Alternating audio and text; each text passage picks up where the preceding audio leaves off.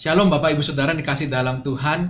Dalam diskusi saya dengan anggota kelompok kecil saya tentang sebuah buku, dan di dalam satu bab yang berbicara tentang Allah Tritunggal, seorang teman dalam kelompok itu mengutarakan sebuah pertanyaan yang menggelitik.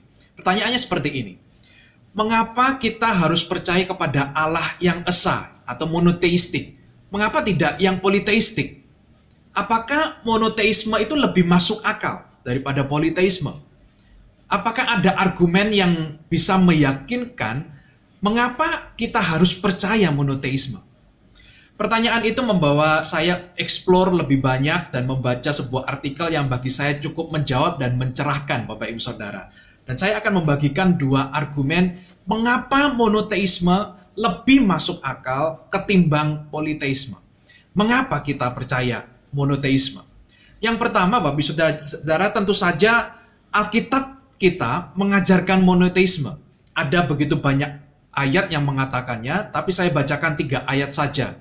Yang pertama adalah Ulangan 6 ayat 4 mengatakan, "Dengarlah hai orang Israel, Tuhan itu Allah kita, Tuhan itu esa." 1 Timotius 2 ayat 5. "Karena Allah itu esa, dan esa pula Dia yang menjadi pengantara antara Allah dan manusia, yaitu manusia Kristus Yesus." Satu ayat lagi dari Yakobus 2 ayat 19. "Engkau percaya bahwa hanya ada satu Allah saja, itu baik. Tetapi setan-setan pun juga percaya akan hal itu, dan mereka gemetar." Menarik sekali, Alkitab menunjukkan kepada kita bahwa iblis pun, setan-setan pun percaya monoteisme, bukan politeisme. Nah, memang Bapak Ibu Saudara, kebanyakan orang merasa tentu saja ini tidak cukup menjadi alasan kenapa harus percaya monoteisme hanya oleh karena Alkitab mengatakannya demikian. Meskipun begitu, Bapak Ibu Saudara, saya percaya Alkitab tetap bisa menjadi dasar untuk meneguhkan monoteisme.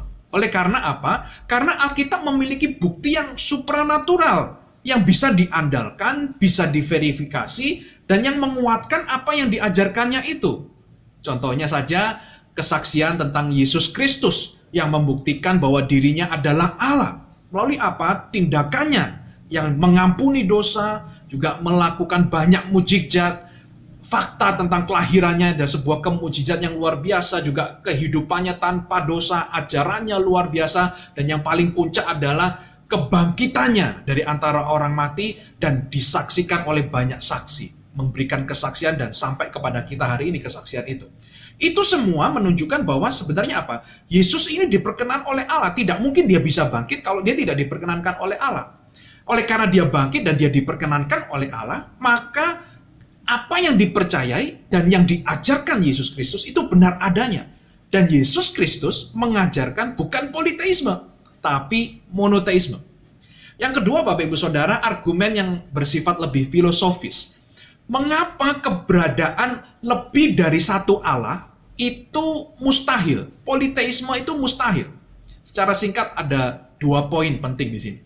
Yang pertama, yang namanya Allah itu pastilah pencipta dan penguasa.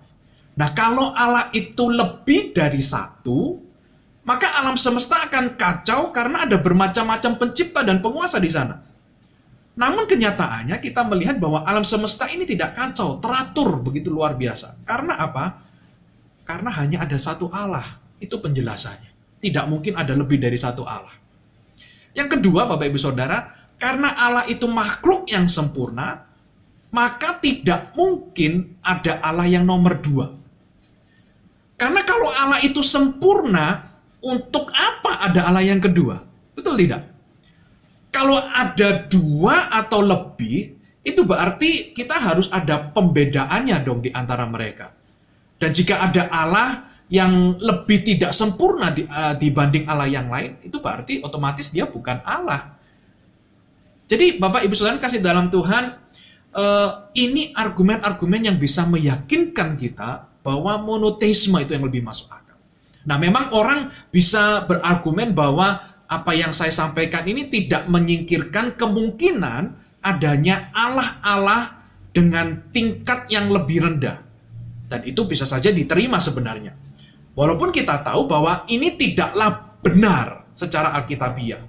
Dengan kata lain, Allah bisa saja, Allah mampu menciptakan Allah-Allah dengan tingkatan yang lebih rendah, tapi yang kita tahu dari penyataan, penyingkapan dari Alkitab, kenyataannya dia tidak melakukan hal itu. Kalau toh Allah melakukannya, bukan saja Allah-Allah ini tentu hanya menjadi sekedar makhluk ciptaan yang terbatas, ya mungkin mirip dengan kelas malaikat begitu ya. Namun jika hal ini pun terjadi Bapak Ibu Saudara, itu sebenarnya tidak akan merusak konsep monoteisme. Karena Alkitab tidak pernah mengatakan bahwa tidak ada makhluk roh lainnya. Alkitab jelas menyinggung soal itu. Tetapi yang jelas tertulis dari Alkitab adalah tidak ada Allah lainnya. Bersyukur kita percaya pada Allah Tritunggal. Allah yang esa, satu di dalam tiga pribadi.